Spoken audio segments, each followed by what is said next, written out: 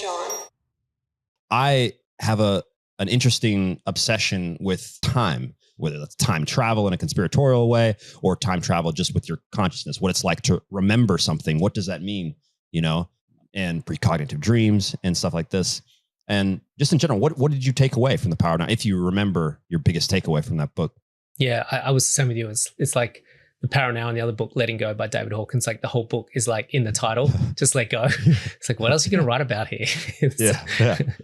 But that constant reaffirming of the power of this present moment, and how also observing and noticing that the mind really does not want to spend a lot of time here.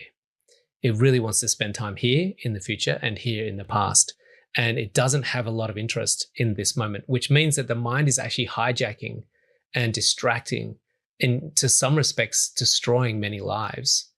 And it has absolutely scant regard for your wellness. What it's interested in is hypothesizing, projecting, remembering, forecasting. And so it constantly plays in future and past and leads to a huge distortion in our state of well-being. So we've really got to master the mind. This is one thing that I took away from Eckhart Tolle. One thing I was a little bit, what's the right word, without being critical, I didn't feel that it really showed us the technique to stay in the now. Talked a lot about the now, but I'm like, dude, tell us how. And look, I knew in what I took away from that, which I really loved, was that it was validating a lot of the practice that I was using, because the practice that I was using by default was leading me to the now. So the way I teach my students now is that being in the now isn't the process. Being in the now is the byproduct of having a meditation practice that you consistently use on a daily basis. Being in the now as a process is extremely arduous and extremely challenging because the mind doesn't want to be in the now. So if you have a meditation practice, by default, you'll end up being more in the now and being more aware of the senses, which are experiencing the now, and the mind is just a lot quieter. Yeah. And one of the coolest things for me about finally cementing my sitting meditative practice was how when you first start, you are basically in a world of whatever it is, anxiety, this, that, unawareness. And when you sit down to meditate, it is potentially the only pocket of time that you have to do this. And you immediately want to rush to get back to your fix, whatever it is, the thought that's bothering you or the phone or whatever it is. What I noticed that was very cool and really helped me to understand, essentially the power of now, was when the meditative sitting practice started bleeding into my life. When pockets of, where are you going with that thought? Like, why are you so, off balance here? Come bring it back to center, follow your breath, stay here in this moment. When it started to happen without me, calling it forward, I started to realize, I see what's happening, right? It's becoming that stream, like you said, it's becoming that continual moment. And when that becomes your then continual state, you can only imagine, obviously. I mean, God only knows what some of these guys, and I don't believe you have to go off to the mountains, and go to the Himalayas just to become this. But on another, just from an athletic standpoint, it fascinates me to think, well, what would it be like, if we all had to take time or take turns and go away for 2 years to 5 years and really do, like, what would you come back with?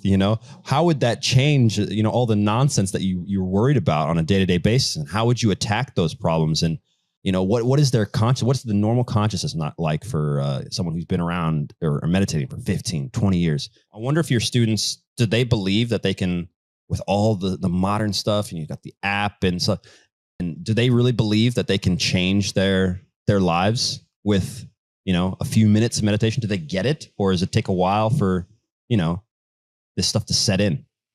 Yeah, it's a really good question, isn't it? And trying to find that sweet spot balance of enough stillness and retreating and reclusing on a daily basis, whilst we still have families and work and finances to deal with. Or how much do we need to just sort of head away? So in about 3 weeks' time, I've got a retreat in Bali where we take people away for 7 days, and it's a deep immersion where, again, it's one of those processes. Let's take them away from their phones and away from their distractions and put them into deep immersion. And yeah, it's a really powerful experience. But we do tend to find, even just so what we recommend with my students is 20 minutes morning and 20 minutes afternoon. Now, for a lot of people, even myself, when the teacher suggested that, I was kind of, you've got to be kidding me. Like, there's no way I'm going to be able to fit that into my day. But when we break our day down and we have 72 20-minute pieces of pie, that's 24 hours with 3 portions of 20 minutes in each hour. So it gives us 72 20-minute little segments. And if you think about what we're doing with those segments, everyone on the planet is doing the same thing. We're all trying to extract and commoditize fulfillment out of each action, out of each moment. And so we're trying to get fulfilled. Yet if we look at the planet and we ask ourselves, hey, we've got Uber Eats, we've got, alcohol being delivered to your door, you got, Spotify and Netflix, you got, you can pretty much access fulfillment as much as you want. You can order clothes online and you should be able to be pretty darn happy right now because you can get pretty much fulfillment on tap. Yeah, what we have is a society that's riddled with bad health and riddled with unhappiness. And so we know that commoditization extraction model of fulfillment, outcome-oriented happiness, is just not sustainable. And in fact, the greater happiness we can extract out of the world, the polarity of the pain point that comes with that gets increased as well. So what we all want to do is cultivate an internal arising of fulfillment from within. We call this self-referred fulfillment. And so when we have cultivated internal fulfillment, this is happiness without a why. That's the question why. And then what happens is we get fulfilled in our own right without the need of any outcome or acquisition. And so with that kind of little spiel, I suggest to them, look at your 72 20-minute pieces of pie. Look at where you're allocating your time. Ask yourself, how's that working out for you?